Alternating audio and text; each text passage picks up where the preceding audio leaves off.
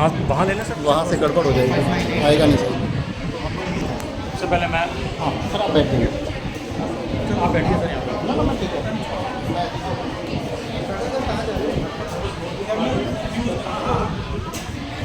तुम्हारी वो न्यूज़ यार, वो कुछ हो रहा है वो। शांत हो जाएगा। तो इस कार्यक्रम की शुरुआत में सबसे पहले मैं आप लोगों से कुछ बात शेयर करता हूँ, क्योंकि सर लोगों की प्रेजेंटेशन थोड़ा कंप्यूटर पे बनी हुई है और मैं आपसे डायरेक्ट बात करना चाह रहा था। सबसे पहले तो मैं आप सबका और अपने अतिथियों का यहाँ पर स्वागत करता हूँ।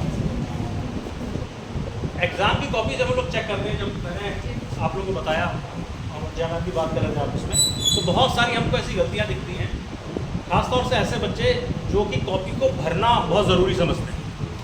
तो सबसे पहले तो ग्रेजुएशन में आके आप समझिए कॉपी भरना कोई ज़रूरी नहीं है आपके लिए, आपका कंटेंट बिल्कुल ठीक होना चाहिए। ठीक है, जो आपने आंसर लिखा है वो पॉइंट वाइज लिखा है, जो कुछ पूछा है उसी के बारे में लिखा है, ये ज़्यादा ज़रूरी है। हमने अक्सर देखा है जब हम लोग कॉपी चेक करते हैं कि 6 इंच का हाशिया यहाँ से छोड़ देते हैं, 3 इंच का यहाँ से, यानी कि 7-8 इंच तो बीच में ही जगह छोड़ के 3-4 इंच बीच में लिखते हैं बस। उनको लगता है इससे ज़्यादा चल जाएगा, यानी आपको दोनों तरफ से आपने बहुत सारा जगह छोड़ रखी है और बीच में 2 लाइन में लिख रखा है। ऐसा नहीं करना है आपको। एक तरफ हाशिया बना हुआ है, उसमें आपको कोई लाइन खींचने की जरूरत नहीं है। अगर लाइन खींचते भी है तो उसी के ऊपर खींचिए और पूरा लिखते जाइए। एक जो दूसरी मिस्टेक मुझे अक्सर लगती है, जैसे मैं क्लास में भी कहता हूँ, थोड़ी मजाक की बात है, जो आपको करना है वो तो आपको पता है, लेकिन जो नहीं करना है वो है, हमारे सर भी हमको समझाते थे, कहते थे कौवा। कौवा नहीं करना है आपको। अब ये कौवा क्या है? एक छात्र, हम जैसे छात्र होगा, कोई निबंध लिखने के लिए आता था उन दिनों, तो निबंध याद करके गया, तो उसने पक्षी पर निबंध अक्सर लिखते थे, तो उसने कौवे पे एक निबंध याद कर लिया। कौवा एक काला पक्षी होता है, इसकी आवाज़ बड़ी कर्कश होती है और हमारे समाज में बड़ा इसका महत्व है। जब ये हमारी मुडेर पे बोलता है तो ऐसा माना जाता है कि मेहमान आएंगे, है ना। इसमें इस तरह कुछ याद कर लिया, लेकिन किस्मत बेचारे की ऐसी कि वहाँ पर आ गया क्रिकेट मैच के ऊपर। क्रिकेट मैच का आपको देखा हाल बताइए। तो उसने बताया कि हमारे शहर के पास एक बहुत बड़ा स्टेडियम है और वहाँ पर इंडिया और पाकिस्तान का मैच हुआ और हम भी उस मैच को देखने गए और यहाँ से शोएब अख्तर ने बॉल फेंकी, वहाँ से सचिन तेंदुलकर ने बल्ला घुमाया और बॉल उड़ी और पेड़ पे आके लगी और पेड़ पे बैठा था तो कौवा एक काला पक्षी है। ठीक है, और जब बड़ी कर्कश आवाज़ होती है और जब हमारी मुडेर पे बैठ के बोलता है तो माना जाता है कि मेहमान आएंगे। तो ये आपको नहीं करना है। और अक्सर हमने ये देखा है, आपके सामने आता है ऑर्थोपोडा, आपने लिखना शुरू कर दिया, आपने देखा ही नहीं कि पूछा क्या है। कई बार ऐसा हुआ है कि आप ऑर्थोपोडा के कैरेक्टर लिख के आए और उसमें पूछा हुआ है कि इसके जो एक्सटर्नल फीचर है वो बताइए किसी एनिमल के, प्रॉन, वो आपने लिखा ही नहीं है। ठीक है, तो ये कुछ चीज़ें ऐसी हैं जो कि आप लोगों को ध्यान रखनी है। ग्रेजुएशन में इन चीज़ों का बहुत महत्व होता है। आजकल कॉपी चेक करने के ऊपर बहुत ज़्यादा प्रेशर है, हर टीचर को लगा रखा है इस समय कि आपको given number of copies check करनी ही होगी। ठीक है, तो बहुत कम कॉपीज़ मिलती हैं हर टीचर को चेक करने के और इनफ टाइम मिलता है।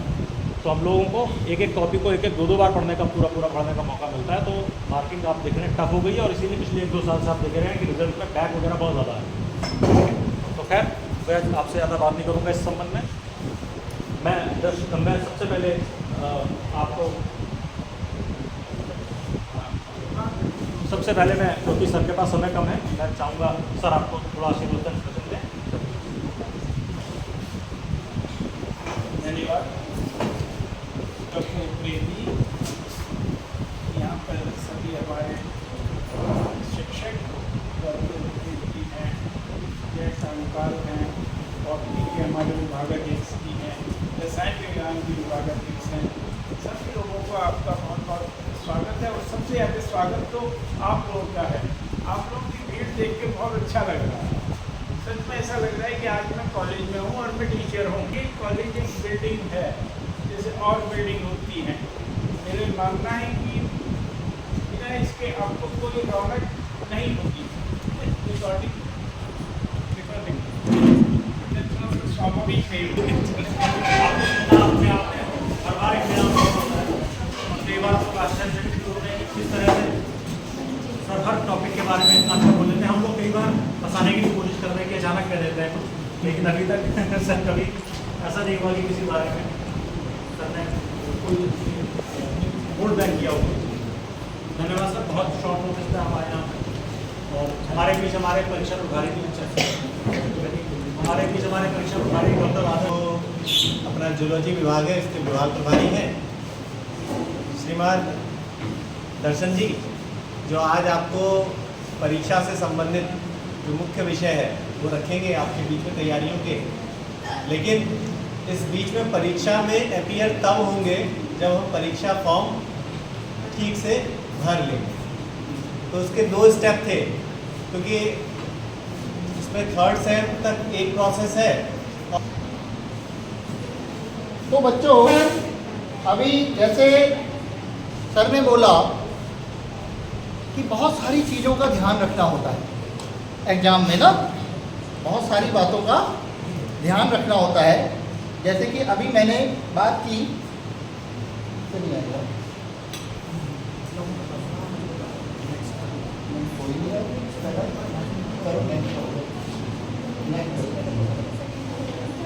एंड टाइम पे क्या बताता भैया?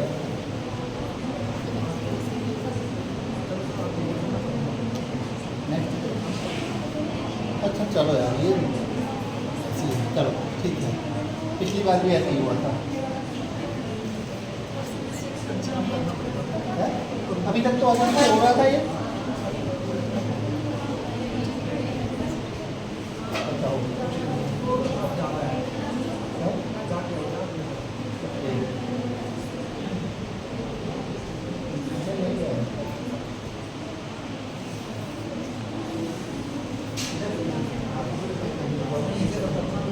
अब देखिए,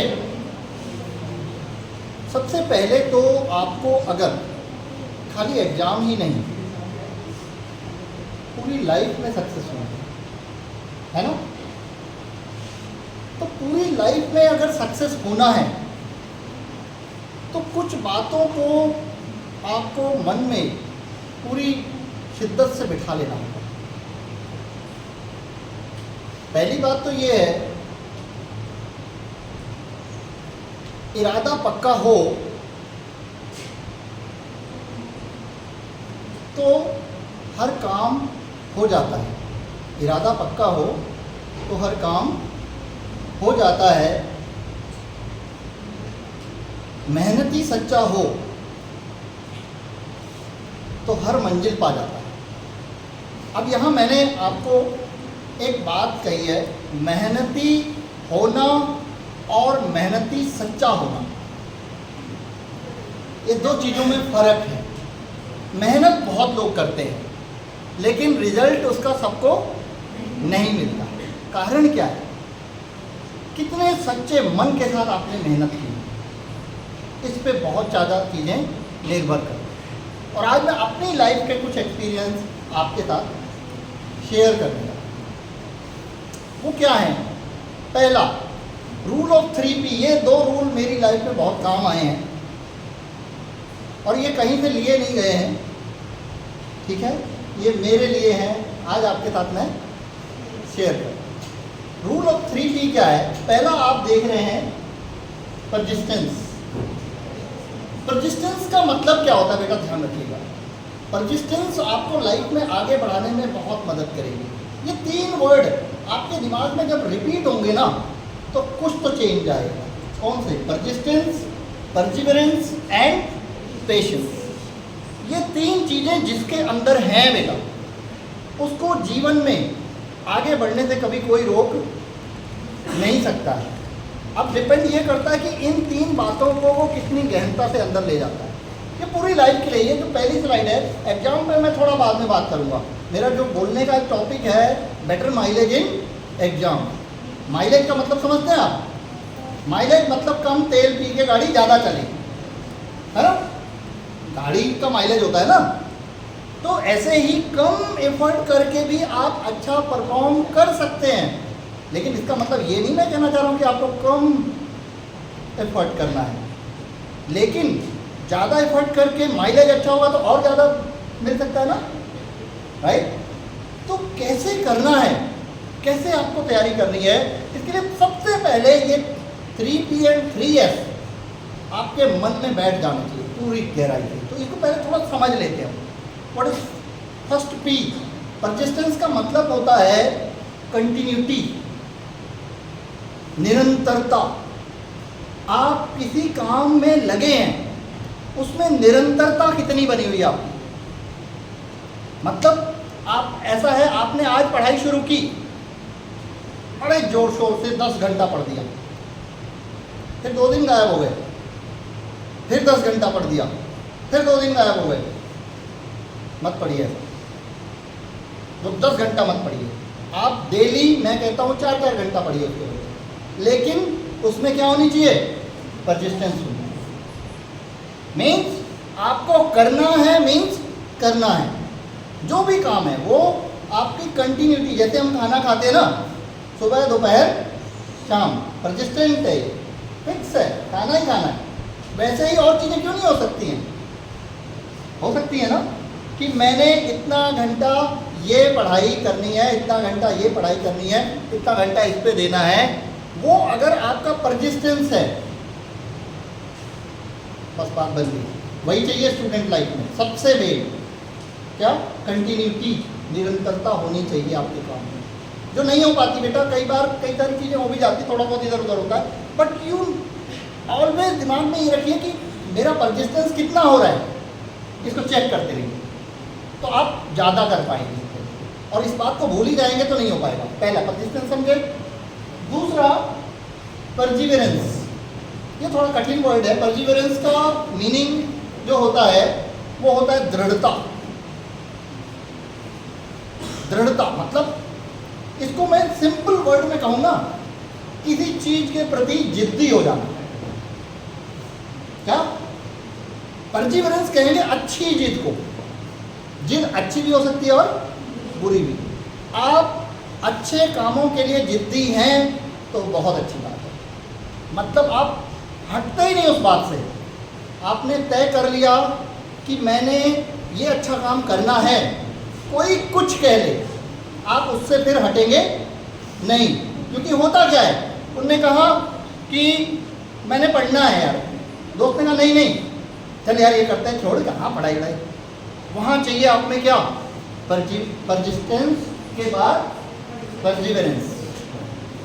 आप अपने रास्ते पर डटे ही हैं, आप नहीं हटेंगे, कोई कितना हटा ले। क्योंकि हटाने वाले मिलेंगे, आपको भटकाने वाले मिलेंगे, आपको इधर उधर ले जाने वाले मिलेंगे। वहाँ आपको चाहिए परसिस्टेंस।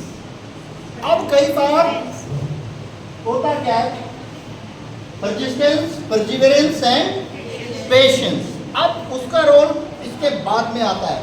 होता क्या है, जरूरी नहीं है कि आपने बहुत मेहनत की, बहुत अच्छा किया, दृढ़ता भी रखी, सब कुछ रखा, लेकिन आपको रिजल्ट नहीं मिला। ऐसा हो सकता है, क्योंकि सब कुछ आपके हाथ में नहीं है, मेरे हाथ में नहीं है। अगर सब कुछ मेरे हाथ में होता तो मैं आज यहाँ का भी नहीं, अमेरिका का राष्ट्रपति होता। क्योंकि मैं तो चाहता हूँ, तो मेरे चाहने से क्या हो रहा है, कुछ नहीं हो रहा है ना। होता ना, आप लोग सभी राष्ट्रपति बनना चाहते हो? नहीं बनना चाहते? अरे बनना चाहो, ये तो जरूरी है। देखो, इच्छा हमेशा बहुत बड़ी रखनी चाहिए, सपने बड़े रखिए। सर बोला ना, सोचिए बड़ा, सपने बड़े रखिए, ठीक है। पेशेंस क्यों जरूरी है? क्योंकि होता क्या है, हम एक बार परसिस्टेंस भी रखा, परसिवियरेंस भी रखा, सब किया, रिजल्ट नहीं मिला तो हम टूट जाते हैं और रास्ते से हट जाते हैं। वो नहीं करना है। उन्होंने कहा ना, आज नहीं तो कल सही, कल नहीं तो परसों सही, हमारी किस्मत इतनी खराब तो नहीं हो सकती कि हमें कभी कुछ नहीं मिलेगा। ये भरोसा जिसको है उसमें कॉन्फिडेंस जरूर होगा। कई लोग कहते हैं ना, मेरी तो किस्मत ही खराब है। उनकी किस्मत खराब नहीं, उनकी सोच खराब है। किस्मत किसी की भी खराब नहीं होती है। हाँ, कभी कभी किसी की किसी समय किस्मत खराब हो सकती है, लेकिन ऐसा नहीं होता कि हमेशा किसी की किस्मत खराब हो। ये सोच जिसमें है बेटा, वो हमेशा अपने जीवन में आगे बढ़ेगा ही बढ़ेगा। तो यही दिखाता है कि जो ये बोलते हैं ना, मेरी किस्मत खराब है, इस वर्ड से पकड़ में आ जाता है कि उनमें पेशेंस नहीं है। कभी ये वर्ड यूज मत करना बेटा, मेरी किस्मत खराब है, क्योंकि आप में पेशेंस नहीं है, इसलिए आपकी किस्मत खराब ही रहेगी। आप में पेशेंस है तो आपकी किस्मत कभी खराब नहीं हो सकती। ठीक होगी भी तो आगे सही होगी, आगे नहीं तो और आगे सही होगी। क्या सारा वक्त निकल थोड़ी गया? कभी तो हमारा वक्त आएगा, कभी तो हमारे भी दिन आएंगे। ये उम्मीद जिसमें है उसका ना कॉन्फिडेंस टूटता है, ना वो कभी पीछे हटता है। अब मैं सेकेंड बात पे आता हूँ, क्या? Rule of 3S। Rule of 3S काम तब आता है बेटा जब आप किसी ऐसी सिचुएशन में होते हैं कि आप परेशानी में हैं, बहुत दिक्कत में हैं, टेंशन में हैं, उलझन में हैं। तब आपको हमेशा रूल ऑफ 3S याद रखना है। Slow, silent, smiling. आप किसी भी मुश्किल से निकल के बाहर आ जाओ। आप समस्या में हैं, वहाँ जल्दीबाजी करेंगे, गलती करेंगे। वहाँ आपको क्या रहना है? स्लो रहना है। स्लो रहिए, ज़्यादा बोलिए मत, क्योंकि समस्या का दौर चल रहा है, आप गलत बोल जाएंगे। ठीक है? Silent, slow, silent, smiling. ना आप हमेशा स्लो रह सकते हैं, ना हमेशा आप साइलेंट रह सकते हैं, ना आप हमेशा स्माइलिंग रह सकते हैं। ऐसा हो सकता है क्या? कब रहना है ये मैं बता रहा हूँ, जब आप किसी मुश्किल दौर से गुजर रहे हो तो ये रूल ऑफ 3S आपको बहुत सपोर्ट करेगा। आप कभी भी नहीं हारेंगे। आप इतना जान लीजिए कि किसी भी मुश्किल दौर से आप धीरे धीरे निकलेंगे ना तो निकल आएंगे। और आप जल्दीबाजी में करेंगे तो पक्का गलतियां करेंगे। स्लो रहिए, साइलेंट रहिए और स्माइलिंग रहिए। अपने चेहरे पे एक स्माइल बना के रखेंगे तो अगला भी आपसे खुश होगा और शायद सपोर्ट कर देगा। ठीक है? आपकी एक बढ़िया इमेज बनी रहेगी कि आप दिक्कत में भी मुस्कुराते रहते हैं। ठीक है? क्योंकि स्माइल तो जब खुश है आ ही जाएगी, वहाँ स्माइल करने की जरूरत नहीं है। लेकिन स्माइल तब करनी है जब आप स्माइल करने की स्थिति में नहीं हो, तब भी आपको स्माइलिंग रहना है, फिर आपकी ज़िंदगी बदलेगी। अब आगे बढ़ते हैं हम मेन बात पे, फिर नेक्स्ट करेंगे और आगे क्योंकि टाइम कम और आगे नेक्स्ट। अब हम आते हैं how to get better mileage in your exam. कैसे? देखिए, मैं आप बोलूँगा आपको जो अभी का टाइम है इसके लिए, और दीपक सर आपको बताने वाले हैं कि एग्जाम की टेबल पे आप बैठे हैं तो क्या करना है, क्या नहीं करना है, मैं एग्जाम तक पहुंचने तक क्या करना है। तो सबसे पहला रूल आप याद रखिए, आप पढ़ पा रहे हैं, स्टार्ट अर्ली। स्टार्ट अर्ली का मतलब क्या है? आप यहां देख पा रहे हैं दौड़ हो रही है, और यहां कोई ऐसा नहीं है कि मैं आवाज दूंगा तभी दौड़ना है आपने, सब एक साथ दौड़ेंगे, ऐसा नहीं है ना। जो जब दौड़ शुरू करना चाहे वो शुरू कर सकता है। आगे कौन निकलेगा? जो पहले दौड़ना शुरू करेगा, उससे आगे निकलना मुश्किल है। इसमें एक वर्ड और लिखा है बेटा, क्या? Even it's never too late to start. मतलब स्टार्ट करने के लिए कभी भी बहुत देर नहीं हुई होती है। लेकिन एक बात इसमें याद रखनी होगी, टाइम नेवर कम्स बैक। जो समय बीत गया वो नहीं आ सकता, बाकी सब कुछ हो सकता है, आगे आप कुछ भी कर सकते हो, लेकिन जो टाइम निकलता जा रहा है, तो ध्यान ये रखना है कि अगर आपने बेटर माइलेज देना है तो याद रखिए, टुडे इज योर डेडलाइन। आज आपकी डेडलाइन है कि आज ही शुरू करना है। ठीक है? ये नहीं कि कल करेंगे, परसों करेंगे, नरसों करेंगे। ठीक है? कबीरदास का इसमें एक श्लोक भी है ना, क्या है? कल करे तो आज कर। तो स्टार्ट कर, तो थोड़ा थोड़ा टाइम होगा। नेक्स्ट दूसरी बात, नहीं दूसरी बात जो इसमें रह गई, always stay calm. Always stay calm मतलब ये थोड़ा मुश्किल है। मुश्किल क्यों है? देखिए, आपको अगर मेहनत करनी है और उसका पूरा रिजल्ट पाना है तो आपको अपने आप को व्यथित होने से रोकना होगा।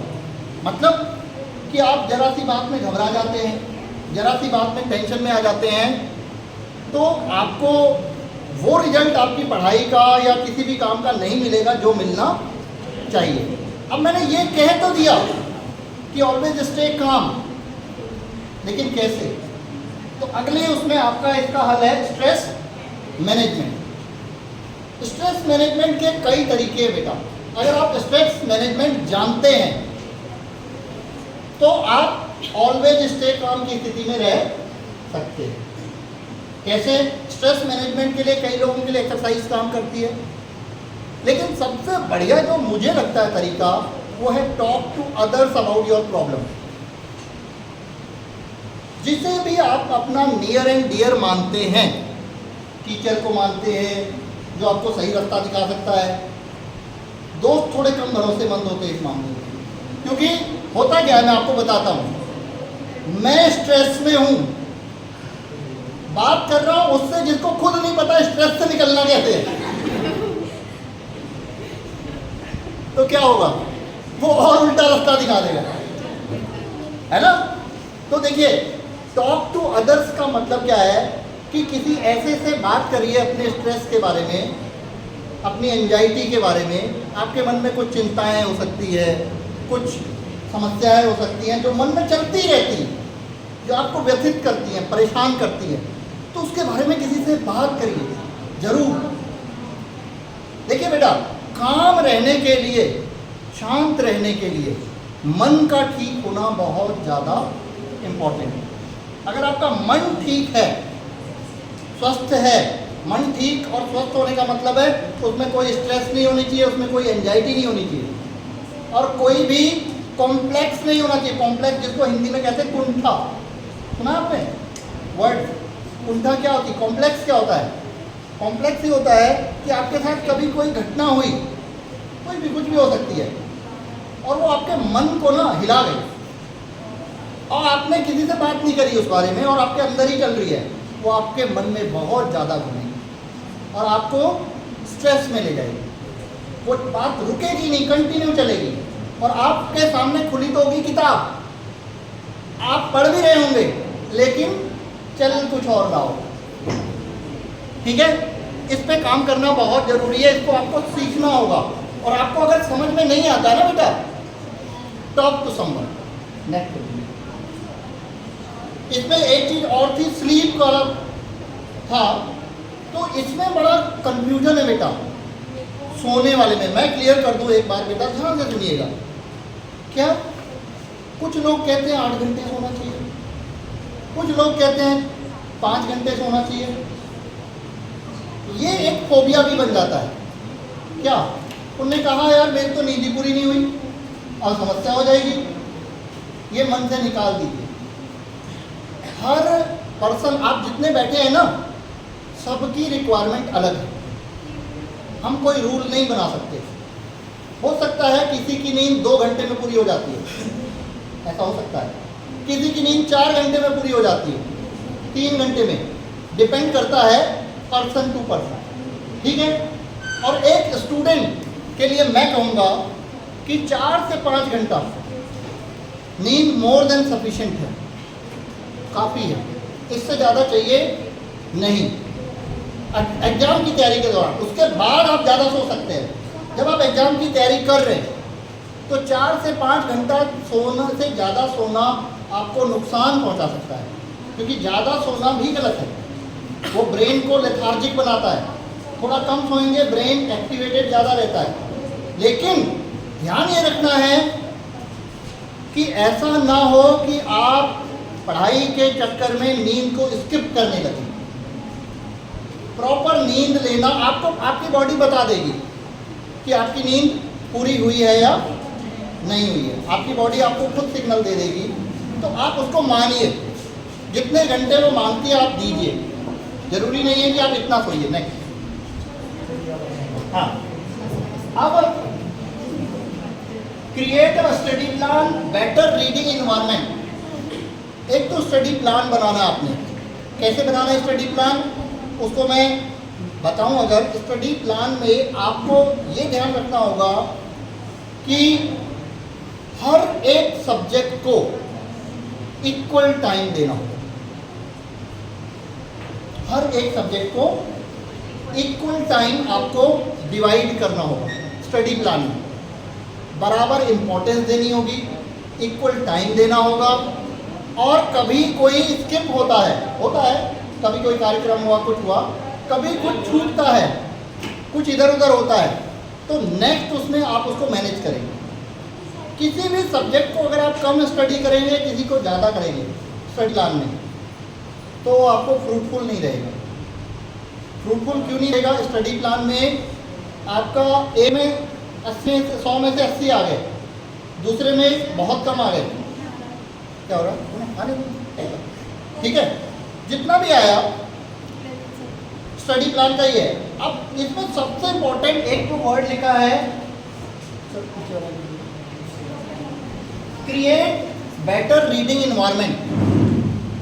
बेटा कोई मुझे बता सकता है बेटर रीडिंग इन्वायरमेंट क्या हो सकता है? आपको बनाना होगा, मैं बताता हूँ बेटा क्या होता है। जनरली हम आम घरों से आते हैं, छोटे घर होते हैं, ज़्यादा बड़े घर नहीं होते हैं, ठीक है। बच्चे भी हो सकते हैं, टीवी भी हो सकती है, बहुत सारी चीज़ें हो सकती है। उसमें अगर आप स्टडी करते हैं ऐसे इन्वायरमेंट में जहां आपका माइंड पीसफुल महसूस नहीं कर पा रहा है, तो फिर आपकी स्टडी का वो आउटकम नहीं आएगा जो आना चाहिए। तो आपको करना क्या है बेटा, ध्यान रखिए, आपको अपना जो स्टडी का एरिया है कोशिश करनी है कि उसके आसपास इन्वायरमेंट जो आपको पसंद है पढ़ने के लिए वैसा बनाना है। इसका मतलब ये नहीं है कि मम्मी के साथ झगड़ा करना है, कि मम्मी टीवी नहीं चलाओगे, मम्मी को समझाना है, ठीक, भाई को, बच्चों को समझाना है कि इन्वायरमेंट सही रहे घर का, जिसमें कि आपकी स्टडी अच्छे से हो, ठीक। अब जो सबसे अगला पॉइंट है आपका, यूज एक्टिव लर्निंग टेक्निक। अब ये क्या होती है? एक्टिव, दो तरह की लर्निंग टेक्निक्स होती है बेटा, एक होती है एक्टिव लर्निंग, एक होती है पैसिव लर्निंग। और मैं आपको बताऊं, जितने आप लोग बैठे हैं शायद ज़्यादातर बच्चे पैसिव लर्निंग करते हैं, इसलिए रिजल्ट कम आता है। पैसिव लर्निंग का मतलब क्या है मैं बताऊं। पैसिव लर्निंग होती है आप पढ़ते गए पढ़ते गए पढ़ते गए पढ़ते गए पढ़ते गए पढ़ते गए, इसको कहते हैं पैसिव लर्निंग, ठीक है। एक्टिव लर्निंग क्या होती है? एक्टिव लर्निंग का मतलब है आपने पढ़ा, उसके बारे में सोचा और उसके इंपॉर्टेंट 2-3 कीवर्ड्स लिख लिए, या जो भी उसकी समरी लिख ली, समराइजिंग कहते हैं उसका, समराइज कर लिया, एक्टिव लर्निंग। सबसे अच्छी एक्टिव लर्निंग जो मुझे लगती है वो है टीच अदर्स। क्या है? Teach others. पढ़िए, दोस्त को पढ़ाइए। क्या करिए, आप 4 दोस्तों का ग्रुप है, 4 टॉपिक बांट लीजिए, बेटा तू ये पढ़ेगा, तू ये पढ़ेगा, तू ये पढ़ेगा, और एक एक करके चारों वो टॉपिक एक दूसरे को पढ़ाएंगे, मज़ा आ जाएगा। चारों को कितने टॉपिक आ गए? 4 आ गए। पढ़ा कितना? 1। और उन चारों में से एक जिसको आपने पढ़ाया चारों को, वो ऐसा हो जाएगा कि वो एग्जाम तक भी नहीं पढ़ोगे तो याद रहेगा। मज़ेदार है ना? Use this method, it will work very very productive. मतलब इसमें आपको ऐसा रिजल्ट मिलेगा जो टीच अदर्स वाला है। आप एक ग्रुप बना लीजिए 4 अच्छे लोगों का, पढ़िए टॉपिक बांट के, और फिर एक दूसरे में पढ़ाइए। एक 2 फायदे होते हैं इससे। एक तो आपकी लर्निंग अच्छी होती है, दूसरे को समझाना कैसे ये समझते हैं। सबसे बड़ा फायदा, टीचिंग स्किल डेवलप होता है। क्या होता है? टीचिंग एक स्किल है ना बेटा, पढ़ाना कैसे, ठीक है। नेक्स्ट अब है मैनेज योर टाइम इफेक्टिवली। इसमें मैं थोड़ी बात करना चाहूँगा। मैनेज योर टाइम इफेक्टिवली में क्या होगा बेटा, आपने क्या किया, मैं ज़्यादा बातें नहीं, तो सर को भी बोलना है। मैनेज योर टाइम में पता क्या होता है, आप पढ़ रहे तुम, अच्छा, फिर 2 शब्द पढ़े तुम, अच्छा, फिर ये आपका टाइम कंज्यूमिंग डेविल है। कौन? मीडिया, मोबाइल, व्हाट्सएप, फेसबुक, ये टाइम को खाने वाला सबसे बड़ा राक्षस है,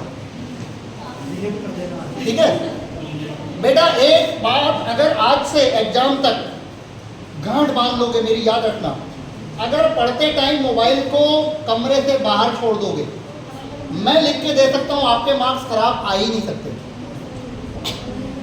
कभी भी टाइम को मैनेज करने के लिए एक चीज़ याद रखिए, मोबाइल से कम 20-25 फीट की दूरी पे पढ़ना, ताकि उसकी टी टू की आवाज़ आपके पास ना पहुँचे।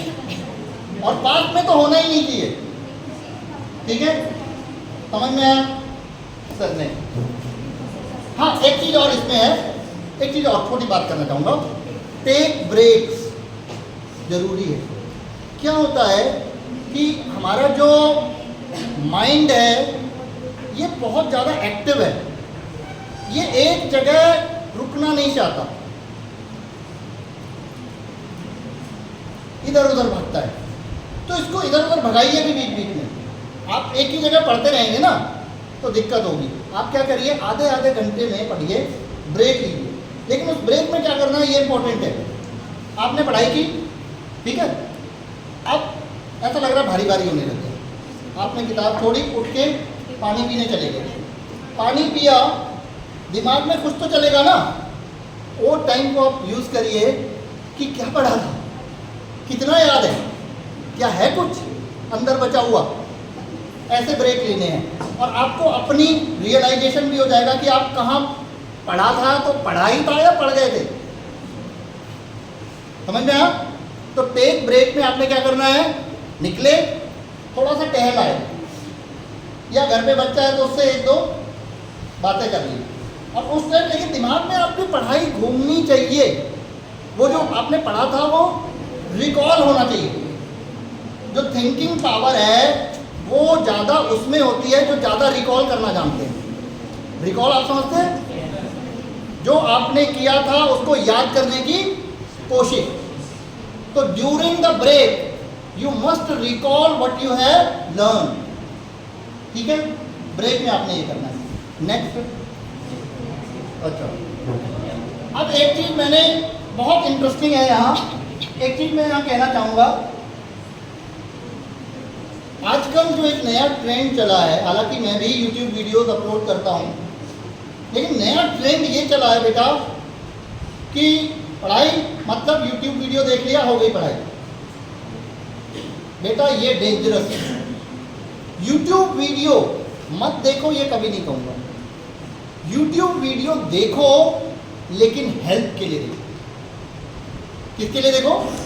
हेल्प के लिए। लेकिन उसको मेन सोर्स मत बना लो बेटा कि वही सब कुछ है। हो सकता है YouTube वीडियो में जो आप देख रहे हो वहाँ कुछ गलती हो, आपको कैसे पता चलेगा? हो सकती है, कोई ज़रूरी नहीं है। YouTube वीडियो में टीचर क्या पढ़ा रहा है इसकी ऑथेंटिसिटी आपको चेक करनी पड़ेगी बेटा, ठीक है? कहीं लिखा है कि जो टीचर पढ़ा रहा है वो बिल्कुल सत्य बोल रहा है, झूठ बोलने पर उस पर कोई पेनल्टी नहीं लगने वाली है YouTube के द्वारा। समझ में आया? तो कुछ भी हो सकता है। Remember one thing, good books are your best friends. Good books are your best friends. ये रूल आप अपने मन में रख लीजिए कि बुक्स के बिना पढ़ रहे हैं काम नहीं आएगा, ये याद रखिए। अच्छी बुक्स रखिए, एक टॉपिक को एक से ज़्यादा किताबों के थ्रू पढ़िए। आजकल तो कुंजी का दौर है ना, एक किताब आ गई उससे सब कुछ हो गया। कैसे पता चलेगा उस किताब में गलती भी थी? होती है। आपको ये अभी तक लगता होगा किताब में गलत नहीं होता, किताब में भी गलत होता है, ठीक है? तो एक किताब कभी भी पूरी नॉलेज नहीं देगी। अच्छी 2-3 किताबें रखिए, उससे एक ही टॉपिक को पढ़िए, जिससे अच्छा लगे उसका समराइज करके कीवर्ड अपने बना लीजिए, ठीक है? खत्म हो गया क्या? नहीं, बस थोड़ा सा लास्ट। अब यहाँ जो शुरू में आप पढ़ पा रहे बेटा, focus on what you hate first. ये स्ट्रेटजी बहुत अच्छी है बेटा। आप लोगों में से मैं मानता हूँ कि ज़्यादातर को केमिस्ट्री कम अच्छी लगती होगी। मैं केमिस्ट्री का टीचर हूँ इसलिए जानता हूँ। केमिस्ट्री 90% बच्चों को अच्छी नहीं लगती है, लेकिन जो अच्छा नहीं लगता है उसको सुबह सबसे पहले पढ़िए। उसके बाद जो अच्छा लगता है उसको पढ़िए। कारण क्या है इसका मैं ये बताना चाह रहा हूँ बेटा। कारण क्या है, जब आप शुरू करेंगे ना, आपके माइंड की पावर उस टाइम ज़्यादा होगी, आपके माइंड का कंसंट्रेशन उस टाइम ज़्यादा होगा, ठीक है।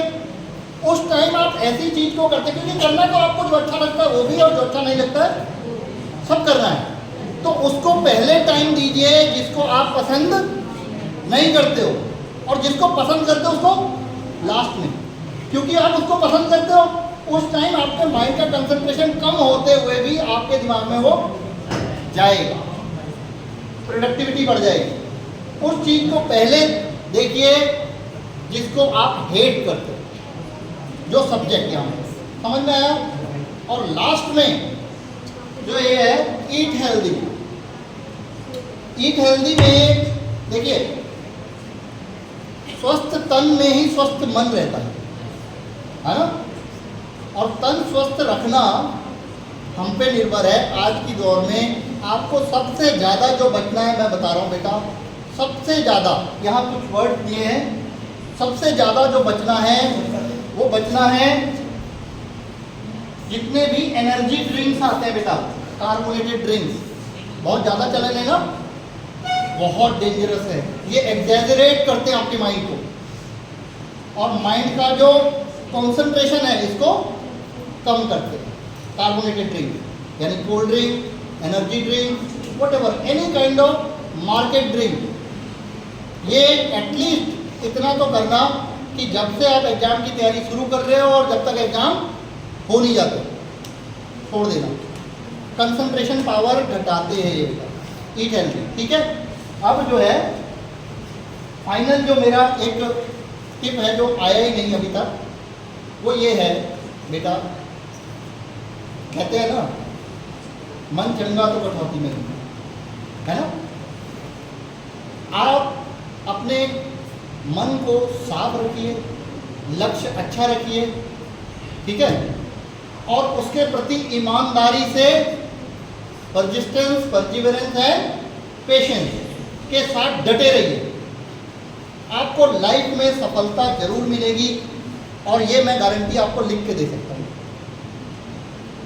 ठीक है। Persistence, perseverance and patience. Patience रखने के लिए आपको हेल्प करेगा क्या? Slow silent smile. आपका पेशेंस बना रहेगा, नहीं तो आप टूट सकते हो। पेशेंस कैसे बना रहेगा, ठीक है। तो ओवरऑल मैं आपको एग्ज़ाम के लिए ऑल द बेस्ट बोलता हूँ, ठीक है।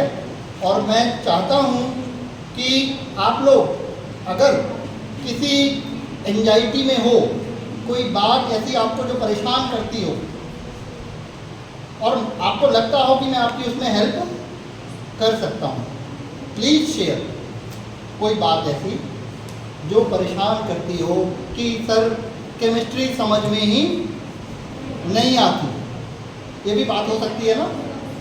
यहाँ एक एग्जांपल मैं देता हूँ, कई बार क्लास में मैंने दिया था हाथी वाला, किसी को याद है? हैं? चलो कोई नहीं, ठीक है, थैंक यू। अब सर की बारी है, ठीक है, थैंक यू।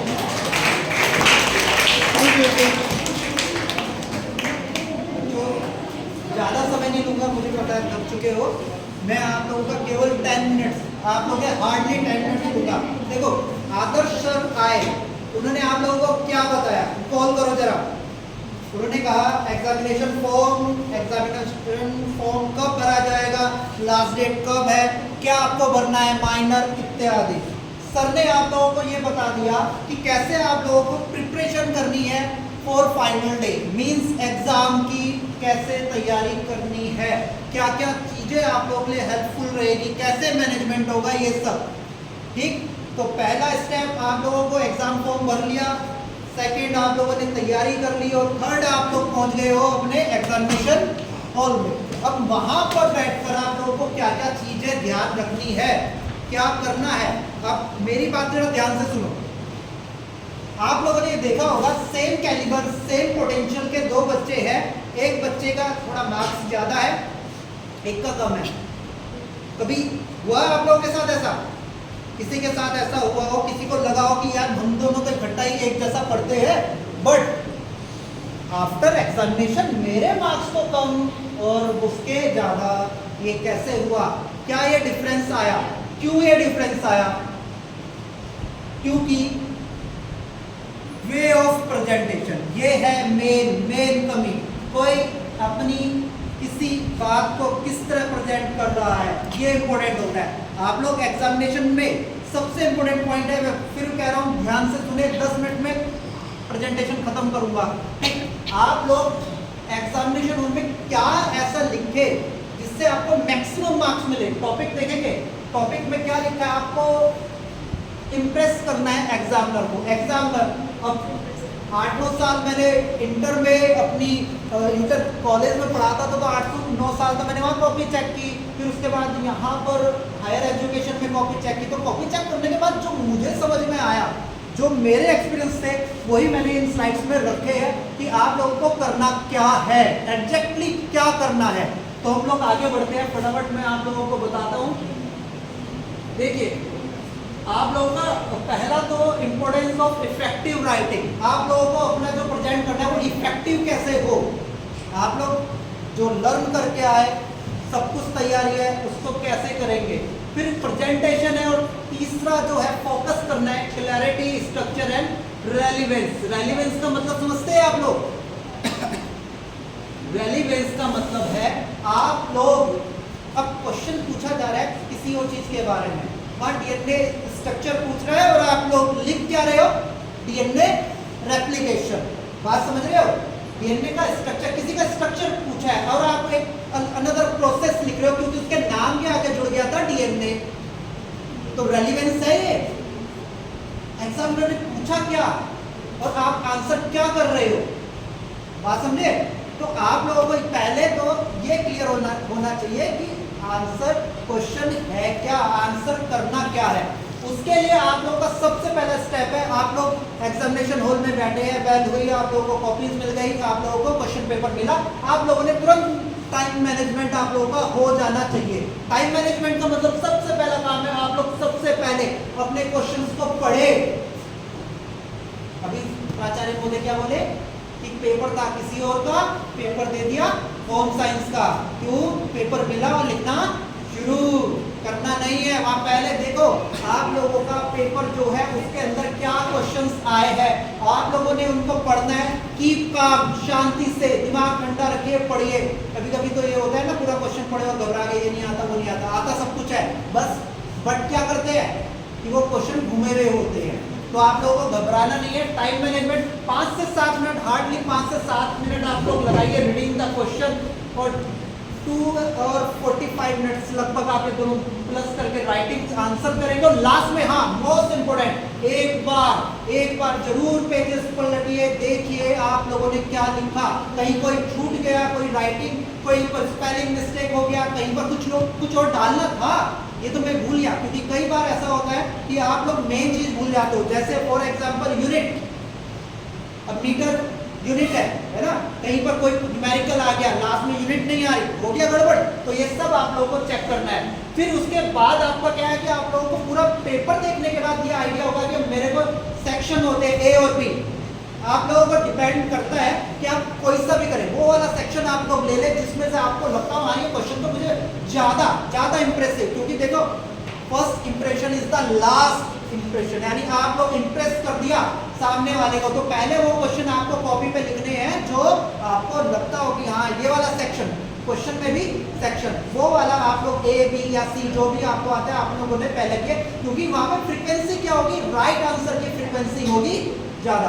तो एग्जामिनर का मूड सेट हो गया, हाँ कॉपी अभी मेरे पास जो आई है बड़ा अच्छा है। फिर उसके बाद अगर थोड़ा बहुत लिटिल बिट आप लोग छूट जाता है तो इतने मार्किंग जो निगेटिव जाती है वो आप लोगों की निगेटिव मार्किंग नहीं पहुंचेगी। फिर उसके बाद टाइम बेस, आप लोग का प्रति जितना भी जो क्वेश्चन है उसके लिए टाइम अलॉट कर दो। ये नहीं है कि एक ही क्वेश्चन पे लगे। अब मैं पर्सनल एक्सपीरियंस बताता हूँ। जूलॉजी वाले बच्चे होंगे, सब भी जूलॉजी में आपको पता होगा हर्डमानिया का blood vascular system, I think sir उसमें 47-48 लेबलिंग है और एक टिपिकल डायग्राम है। तो वो क्वेश्चन जब मुझे आया तो मैंने कहा हाँ, तो मुझे डायग्राम बनाने का बड़ा शौक था। मैं बैठ गया, लिया कलर पेन, ये वो टाइम देखा नहीं, पूरा 1 आवर वो डायग्राम बनाता रहा। बना के बाद देखा अरे ये तो टाइम गया, पेपर छूट गया, बैक देनी पड़ी दोबारा से। तो ये नहीं करना है। देखो सब चीज मैनेजमेंट है, टाइम का मैनेजमेंट, कि इस क्वेश्चन में इतना टाइम देना, फटाफट फटाफट काम कर लेना। ये नहीं कि क्वेश्चन पे वो एक क्वेश्चन सब पूरा मार्क्स आपको नहीं देने वाला है, ध्यान रखेंगे। नेक्स्ट और जल्दी तो देखो। फिर देखिए, अब आप लोगों के पास लॉन्ग क्वेश्चंस वाला सेक्शन अभी सर भी बता गए थे कि लॉन्ग क्वेश्चंस आएंगे, उसमें क्या करेंगे, इंट्रोडक्शन सबसे पहले, यानी कोई इंट्रोडक्शन है, यानी वो क्वेश्चन जो है उसके बारे में शॉर्ट थोड़ा लिखेंगे कि क्वेश्चन है क्या, उसके बारे में डीएनए है, डीएनए का ये है, कहाँ पाया जाता है, किधर होता है, न्यूक्लियस है, ये सब चीजें आप लोगों ने लिखा। मेन बॉडी, फिर उसको एक्सप्लेन करना है, यानी कि अभी क्वेश्चन का जो मेन है, जो मेन पोर्शन है, वो आप लोगों को एक्सप्लेन, वो अच्छे खासी तरीके से आप लोगों को लिखना है। और कंक्लूजन, लास्ट में जब आप लोगों की बात खत्म, वो क्वेश्चन आपको लगा है कि अभी मैंने इनफ अपने दिमाग में जो था वहां लिखा, राइट लिखा, रेलेवेंसी के अकॉर्डिंग लिखा, उसके बाद आप लोगों को कंक्लूजन करते हुए वो क्वेश्चन खत्म कर देना है। तो ये आप लोगों का आंसर का एक स्ट्रक्चर होना चाहिए, ये जर्नल स्ट्रक्चर है, इंट्रोडक्शन, फिर main body and conclusion. Sir next देखिए, अब आंसर शॉर्ट क्वेश्चन। अब शॉर्ट क्वेश्चन में मैंने ये देखा, मैंने कॉपी खुद भी चेक की, तो मैंने देखा कुछ बच्चे क्या होते हैं, घर से पढ़ के आए हुए हैं और फिर उनसे कंट्रोल नहीं होता, कंट्रोल नहीं हो रहा है। कंट्रोल का मतलब एक क्वेश्चन था, लिखना था डीएनए और पढ़ा था, बहुत अच्छे से आ गया, शॉर्ट में पढ़ा था, लॉन्ग के लिए क्या कर रहे हैं आप लोग, लिखे जा रहे 2 मार्क्स का है, 1 मार्क्स का है, 10 मार्क्स नहीं देने वाला है कोई इसके ऊपर, बात समझे। तो क्या करना है, शॉर्ट क्वेश्चन के लिए पॉइंट टू पॉइंट, आप पॉइंट टू पॉइंट आइए। अगर पूछा, जैसे मैंने ये फिजिक्स वाले, मैंने सोचा शायद अलग क्लास के भी बच्चे होंगे, लेकिन अगर आप लोगों से पूछा जाए कोई डेफिनेशन है, वन वर्ड है, तो 1 वर्ड में खत्म करिए, ये define the Newton second law, अब उसके बारे में पूरा एग्जांपल, ये सब दुनिया भर का उठा के, शॉर्ट क्वेश्चन है, 2 मार्क्स का है, ज्यादा नहीं मिलेगा, टाइम वेस्ट नहीं करना है, ठीक है। तो आप लोग उसको फटाफट 1 वर्ड में खत्म करते हुए आपको जितनी जरूरत है उतना लिखे। क्यों? क्योंकि टाइम मैनेजमेंट गड़बड़ा जाएगा अगर आप एक ही क्वेश्चन के पीछे पड़ जाते हो। सर नेक्स्ट, अब देखो, अब प्रेजेंटेशन की टिप्स है। यहाँ पर क्या है, जैसे अभी सर भी बता के प्राचार्य महोदय ने कहा, underline the important points, headings, यानी आपके क्वेश्चन में, अब कॉपी चेक कर रहे हैं आप लोगों ने, अंडरलाइन कर दिया, हमारी आंखें तुरंत वहां पर गई, क्या हुआ, इवैल्यूएट हो गया, पता चल गया, बच्चों को पता है, ये तो जानता है, मार्किंग हो गई। तो आप लोगों का ये एक्स्ट्रा पॉइंट्स है जिनसे आप लोग एक्स्ट्रा मार्क्स ला सकते हो। मैंने बताया सेम कैलिबर, सेम पोटेंशियल के 2 बच्चे और दोनों के मार्क्स डिफर कर सकते हैं, क्योंकि केवल और केवल वे ऑफ प्रेजेंटेशन, आपका प्रेजेंटेशन कैसा है, ठीक है। और फिर आप लोगों को फ्लो चार्ट का यूज करना है। मैं ये क्लास में भी बताता हूँ, कोई क्वेश्चन है, आप लोग कैसे उसको देखो, इन शॉर्ट में इसको समराइज करने में आप लोगों को आसानी होगी, सेकेंडली सामने वाले के लिए आसानी होगी, वो फटाफट आपका क्वेश्चन देखेगा, आंसर दिखा, फटाफट मार्किंग हो गई, ठीक है। राइट नीटली, अब देखो राइटिंग के लिए मैं एक बात बताता हूँ, देखो आप लोगों की राइटिंग जब तक रीडेबल है, रीडेबल का मतलब जब तक हम पढ़ पा रहे हैं, तो हम लोग मार्क्स नहीं कट करेंगे। लेकिन अगर आप लोगों ने वहां ऐसा लिख दिया कि भैया सबसे ऊपर आप लोगों ने डॉक्टर लैंग्वेज, यानी कि ऐसी दवाइयों के नाम जैसे लिखते हैं ना, ऐसा लिख दिया, तो भाई सबसे निकल गया ऊपर, आंसर समझ में नहीं आया और मार्क्स हो गए या तो 0 या फिर कट। तो बात समझ गए, तो क्या लिखना है, कम से कम रीडेबल हो, पढ़े जाने लायक होना चाहिए, इतनी राइटिंग तो कम से कम इंप्रूव कर लो अपनी। और नेक्स्ट में चलिए प्रेजेंटेशन टिप्स में, जैसे मैंने अभी बताया ना, फ्लो चार्ट ये हो गया, आप लोगों ने डीएनए का ये देखिए, ये आप लोग इसको लिख भी सकते थे, लिखा ठीक, लेकिन अगर आप लोग सीधा उसको समराइज कर लो, इसको याद करना आसान है, आप लोगों ने लर्न आराम से कर लोगे। साथ में मुझे ये चीज मिल गई तो मैं क्या इसके ऊपर जाऊंगा क्या? आप लोगों ने जो रिटर्न किया बहुत सारा लिखा है, मैं तो केवल और केवल इसको देखने के बाद, या कोई भी होगा 90% टीचर्स तो चाहते हैं कि वो फ्लो में, और जिसको ये पता है ना, वो तो इसके पूरे 2 पेज लिख देगा ना। फ्लो चार्ट, जिसने फ्लो चार्ट से लर्न किया है, उसने बना दिया है पेपर में, तो उसके ऊपर आराम से 1-2 पेजेस वो लिख सकता है। तो कोशिश करें आप लोग ऐसे अपना क्वेश्चन को लर्न करने का तरीका और प्रेजेंट करने का तरीका अपनाएं। और दो, ऐसा नहीं कह रहा हूं कि एक ही चीज लिखनी है, एक बना दिया दूसरा छोड़ दिया। टाइम मैनेजमेंट टाइम है तो दोनों आप लोग अच्छे से लिखकर वहां पर आओगे। सर नेक्स्ट, फिर की कंटेंट का जो टिप है 2 मार्क्स मैंने बता दिया, 2 मार्क्स में डायरेक्ट डेफिनेशन देनी है, 5 मार्क्स में short explanation plus example. Example का रोल रहेगा, आप लोगों के पास एक लॉन्ग क्वेश्चन आ गया, 5 मार्क्स है, ज्यादा मार्क्स है, अभी एक लाइन लिख के तो काम चलेगा नहीं, एक और बच्चे ये भी करते हैं। क्वेश्चन है 10 मार्क्स 5 मार्क्स लिख कर आ रहे हो 1 वर्ड, गड़बड़ है, कैसे मिलेगा? इतना पैसा दोगे उतना मिल जाएगा। एक अब 10x में देखो क्या यहाँ पर डिटेल एक्सप्लेनेशन है, डायग्राम है और उसका कंक्लूजन, ये सब चीजें आपको लॉन्ग क्वेश्चन में लिखना होगा। और यूज कीवर्ड्स, जैसे भी बताया कीवर्ड्स का जरूर यूज करें। कीवर्ड्स से वो बताएगा कि यहाँ हमारे क्वेश्चंस में मेन यानी अंडरलाइन कर देना, ये चीज इंपॉर्टेंट है, उसको बता देना।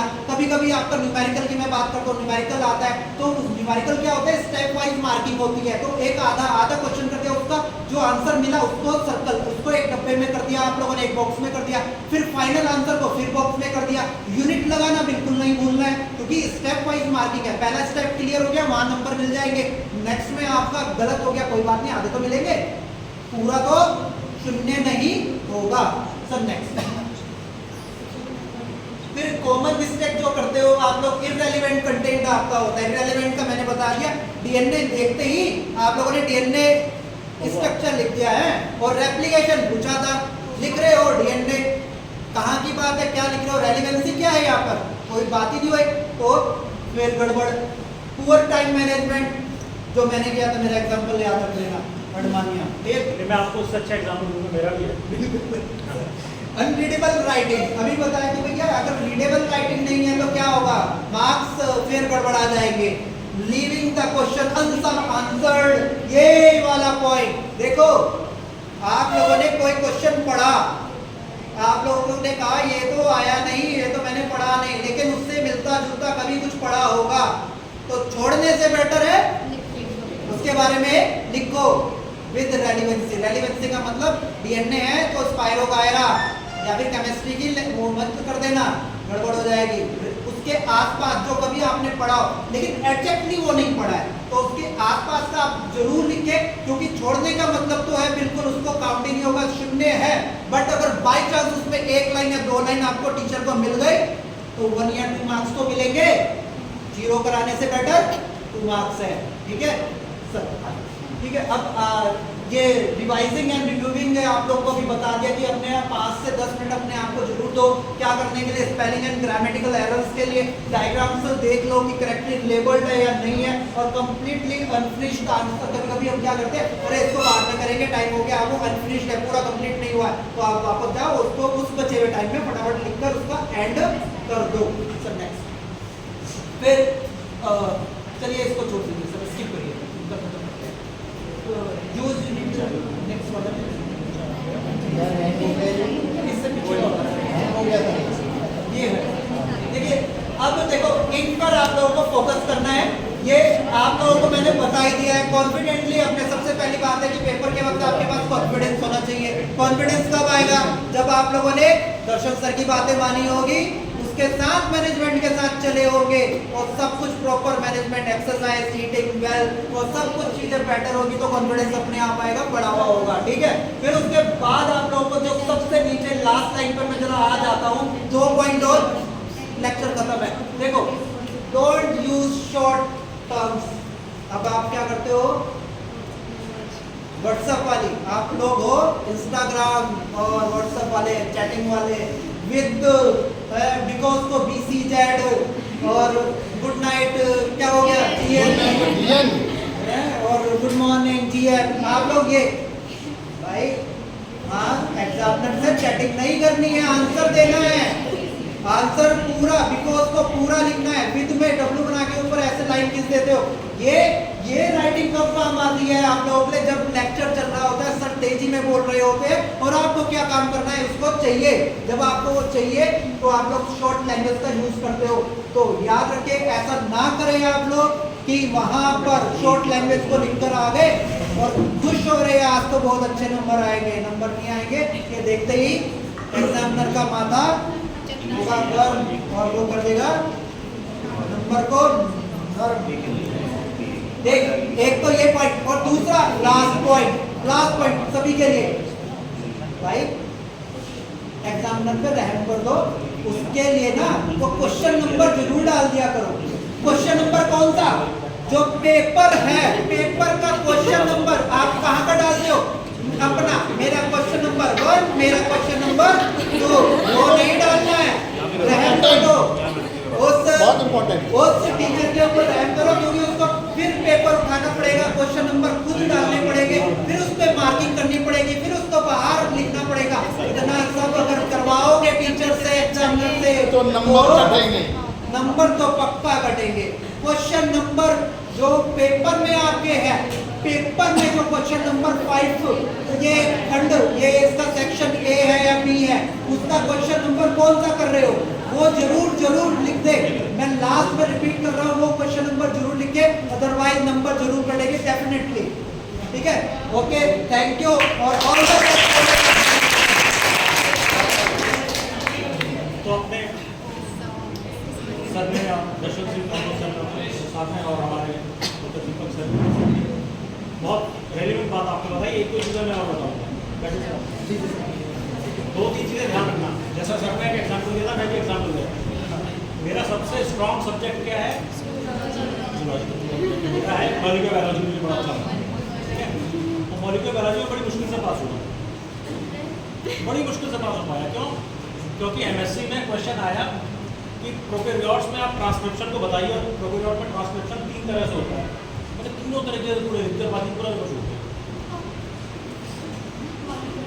मतलब पूरा पेपर छूट गया। मैं सिर्फ एक क्वेश्चन करके आया था और बाकी को 1 वर्ड वाले अब इससे क्या समझे? आपकी केमिस्ट्री स्ट्रॉन्ग थी या वीक थी? कॉमन सेंस नहीं थी। Molecular biology is chemistry.